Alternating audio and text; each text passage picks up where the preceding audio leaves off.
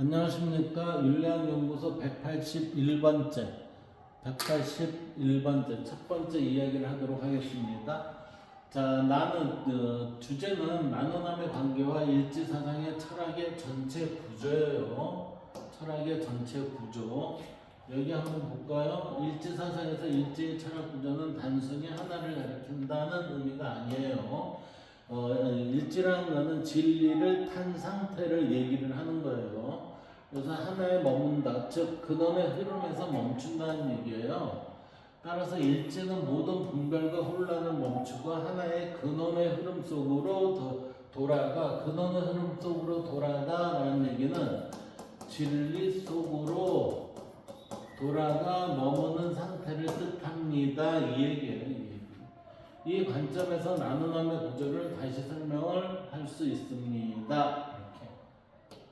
자, 이제 나는 뭐예요? 아까 우리는 나라는 거는 자신을 바로 봐야 된다고 그랬죠. 그래서 인식의 출발점이었는데 여기에는 그 인식에 출발하는 자가 결국에는 어디로 들어서야 돼요? 진리에 들어서야 된다는 거죠. 그러기 위해서 뭐가 이루어져야 돼요? 일지 상태가 돼야 됩니다라는 얘기예요. 일지 상태가 된다는 것은 멈춤의 시작이에요. 이게 일지, 멈춤의 시작입니다. 자기 마음에서 멈춤, 자기 마음이란 청정한 마음이고 지극한 선이고 바른 도에 들어가는 겁니다. 그래서 일지의 첫 단계는 자기 마음, 즉 일심 속 한 마음에서 멈추는 거예요. 인간은 보통 욕망, 감정, 생각, 집착 속에서 끊임없이 움직이며 살아갑니다. 끊임없이 움직인다는 얘기는 결국은 뭐죠? 머리가 복잡하다는 거죠. 그 얘기는 결국에는 뭐예요? 일지 상태, 멈출 줄 모른다는 얘기예요. 그러나 일지 사상에서는 먼저 자기 마음의 분별을 멈추는 것이 필요하다고 그랬어요. 자기 마음의 분별, 일심 속 한 마음의 분별을 멈추는 것이 필요합니다. 이 얘기는 곧 일지에 올라타야 됩니다. 라는 거예요. 그 진리에 올라타야 됩니다. 진리에 올라탄 그 순간 우리는 생각의 끝에 다다르기 때문에 우리는 그때는 다른 여타의 욕망, 감정, 생각, 집착 이러한 것들이 다르지 않은 상태에서 드러나지 않습니다. 이렇게 됩니다.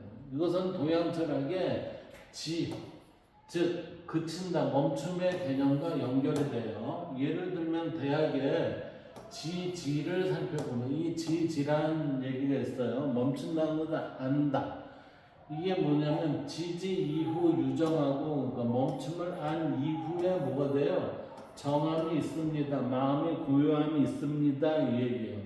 마음이 고요한 이후에는 이게 마음이 정해진 데야 고요해질 수 있으며 고요해진 이후에 우리는 편안해질 수가 있고 편안한 이후에 생각이 편안해진데 깊이 생각할 수 있으며 깊이 생각한 이후에 우리는 얻을 수가 있습니다. 이 얘기예요. 이거를 설명을 지금 문자적으로 하니까 이렇게 되죠.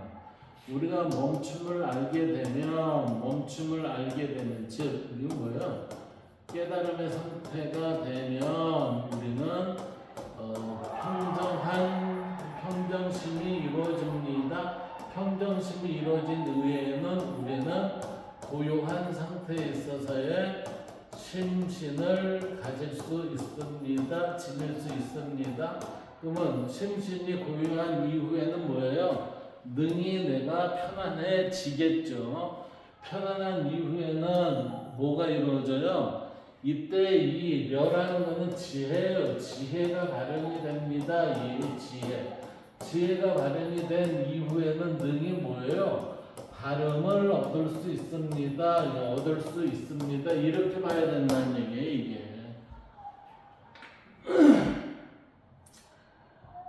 그리고 도덕경 44장에 보면 지적, 부력, 지지, 불태, 가히 장구라 했어요.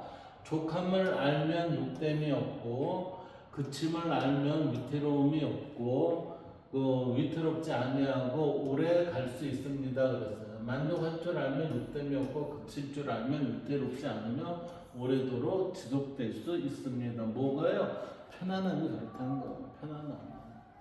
그래서 불교에서 사바타는 지금 여기에서는 유교와 도교에서 지를 얘기했어요. 불교에서 사마타는 지수행으로 지간수행의 지를 말합니다. 이때 지간이라는 것은 깨달음의 상태를 보는 거예요. 멈춤을 본다는 거는. 따라서 사마타는 이 모두 마음을 멈추는 것을 의미합니다. 우리는 여기서 마음의 동요가 없어진다는 얘기는 생각의 끝이 같다는 얘기예요. 여기에서 지금 보면 마음을 멈추는 것을 의미합니다. 마음의 멈춤은 뭐가 생각의 끝에 달했습니다. 이게 이렇게 된다는 거예요. 따라서 지는 나에서 발생되는 마음의 멈춤이 됩니다. 이 마음의 멈춤이 될 때 발생하는 게 뭐예요? 이게 나에서 발생되는 마음의 멈춤이라는 것은 결국 뭐예요? 도노의 개념이 여기에서 들어가줘야 된다는 거죠.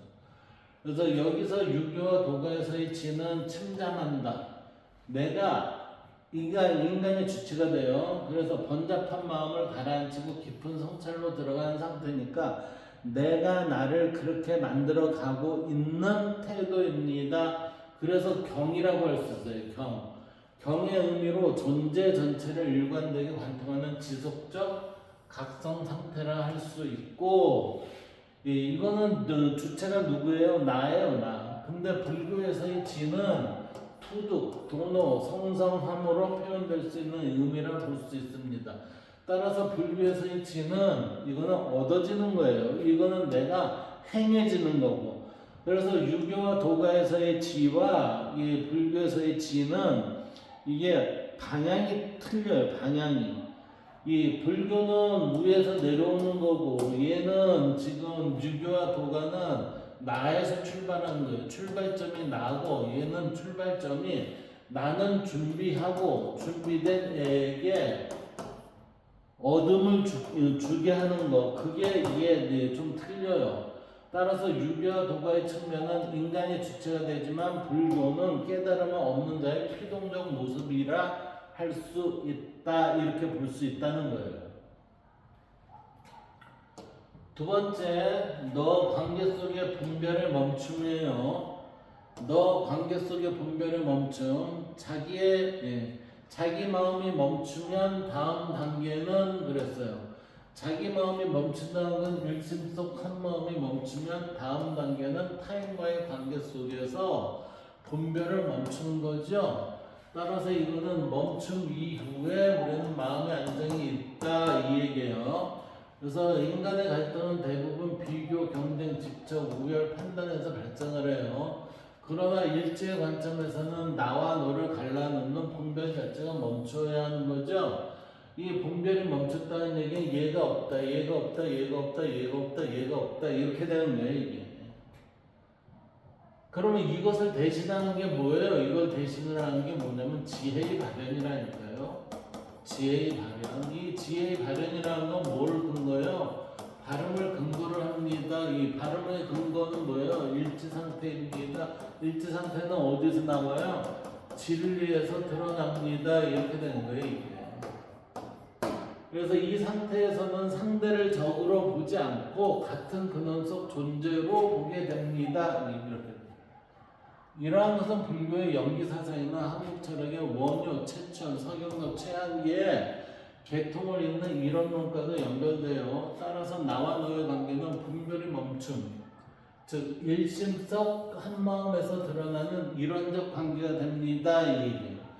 그러니까 제가 일심이라는 얘기를 표현을 했을 때는 이게 마음과 연관이 된 거기 때문에 그게 일심 속 한마음에서 드러나는 이론적 관계가 됐다라는 얘기는 우리 한마음이 여기에 일심에 들어가서 여기에 녹아 있는 상태가 됐죠. 이때의 상태를 우리는 뭐라고 해요? 일치 상태입니다. 이렇게 된다는 거예요. 이게. 자, 세 번째, 남 사회적 갈등의 멈춤. 자, 여기에서 보면 남 사회적 갈등의 멈춤이에요. 예. 자, 이 분별의 멈춤 상태가 확장되면 사회적 갈등도 멈추게 됩니다. 확장이 됐을 때 그렇다는 얘기예요. 사회 갈등의 원인은 대부분 이익 경쟁, 집단 분리, 그 다음에 욕망 충돌이 돼요. 그러나 일치 상태에서는 자기 중심의 욕망이 줄어들고 바람직한 관계로서 조화가 나타나게 됩니다. 따라서 사회 윤리는 강제 규범이 아니라 자율적으로 드러나는 발음의 자연적 조화가 되는 거예요. 이게 일치 상태가 되면 발음의 자연적 조화가 돼요. 이처럼 나, 너, 남으로 확정되는 관계적 윤리의 과정에서 갈등이 멈추면 지지 이후 유정이고 정 이후 능정이며 정 이후 능안이고 안 이후 능려이고 려 이후 능득으로 그칠 바를 알게 된 뒤에야 마음이 정해지고 마음이 정해진 데야 고요해질 수 있으며 고요해진 뒤에야 편안해지고 편안해진 뒤에야 깊이 생각할 수 있으며 생각할 수 있게 된 뒤에야 어둠이 있다. 깊이 생각한다는 건 뭐라고 그랬어요? 제가 지혜라고 그랬잖아요. 지혜. 그러면 지혜 이전까지가 뭐예요? 여기까지가 뭐냐면은 결국은 깨달음과 같은 상태입니다. 예. 깨달음과 같은 상태입니다. 이렇게 되는 거예요. 예. 여기까지가 왔다는 거죠. 여기까지.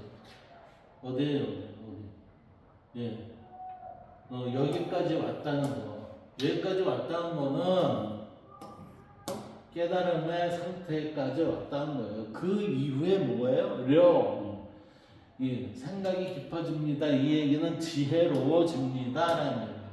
그 다음 지혜가 있은 이후에 뭐예요? 어둠이 있습니다.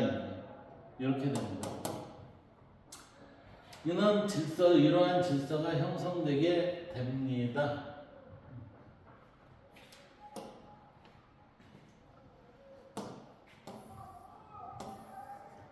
자, 일치 철학의 구조를 볼까요? 이를 정리하면 단계, 나, 너, 남인데 나는 자기인식이라고 했어요. 너는 관계 윤리죠. 그 다음에 남은 사회 질서입니다. 이게 사회 질서. 그런데 이때 나는 어디서 멈춰요? 마음의 분별이 멈추는 거예요. 이게 일치 상태. 마음의 분별이 멈춥니다. 그리고 이게 관계 윤리는 뭐예요? 타인과의 갈등이 멈추는 거예요. 그 다음에 사회는 집단 경쟁이 멈추는 겁니다. 그러니까 이 일지에 있어서의 멈추는 것은 나는 마음의 불변, 생각의 끝에 다다랐습니다. 마음이 편안해졌습니다. 이 얘기지. 그 다음에 이거는 바람직한 관계 설정입니다. 이렇게 되는 거예요. 이게. 그리고 이거는 집단 경쟁이라는 거는 바람직한 관계 설정의 확장이 이렇게 되는 겁니다. 이걸로 나타난다. 이러한 단계의 철학 구조는 분별, 갈등, 경쟁이 멈춤으로 인해 실제적 삶에서 상의와 화해로 멈추는 구조가 됩니다. 상이라는 것은 우리가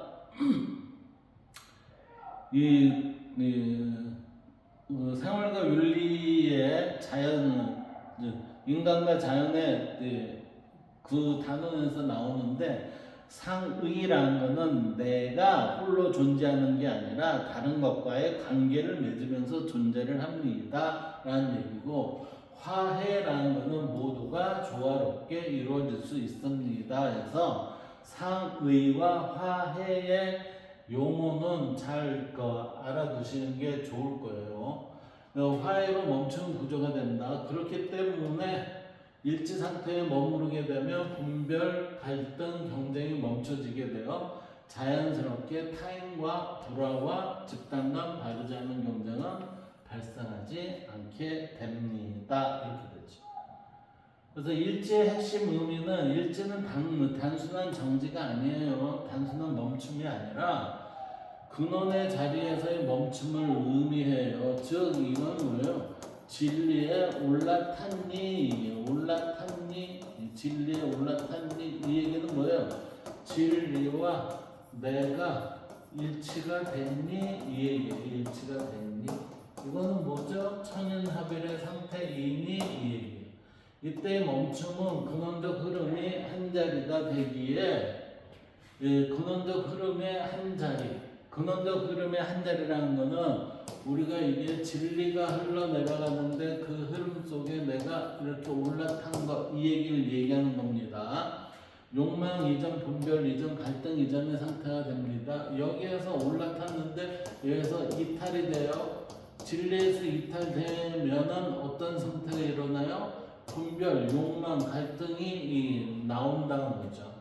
그러니까 결국에는 이 분별, 욕망, 갈등이라는 거는 우리가 육체에 끄달리는 삶을 살게 됩니다. 이렇게 된 거예요. 이게.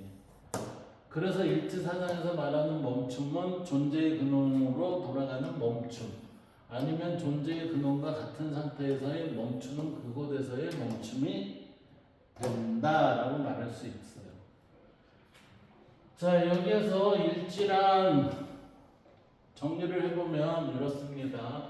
우리는 일지가 무엇일까요? 하면서 지속적으로 얘기를 했는데, 일지란 진리의 흐름에 올라타거나 일심 속 한마음에서 자기 마음의 분별을 멈추는 데서 시작하여 타인과의 갈등을 멈추고 사회 전체의 조화를 이루는 근원적 멈춤의 철학이자 멈춤의 속성을 따르는 발음의 철학이라 할 수 있습니다. 자, 일지라는 거는 근원적 멈춤의 철학. 그러니까 여기 이건 뭐죠? 진리의 측면이에요. 진리의 측면. 즉 보이지 않는 것, 상의 측면. 상의 측면에서 보면은 근원적 멈춤의 철학입니다. 이렇게 됩니다. 멈춤의 속성을 따르는, 그랬으니까 이거는 뭐예요? 우리가 보존하거나 아니면 행위로 드러나는 거죠. 이건 뭐예요? 형이하에서 드러나는 작업은 뭐로 드러나요? 발음의 철학으로 드러나는 게 일지입니다. 라고 이렇게 얘기하는 거예요. 그래서 일지란 결국은 뭐예요? 세상을 우리가 진리적 삶을 개인적으로 살던가 아니면 그것이 밖으로 드러나는 삶을 행동하기 위해서는, 실천하기 위해서는 발음에 근거한 언행이 이루어져야 된다라고 보는 게 일지 사상입니다. 일지 철학이고요. 여기까지 하겠습니다. 감사합니다.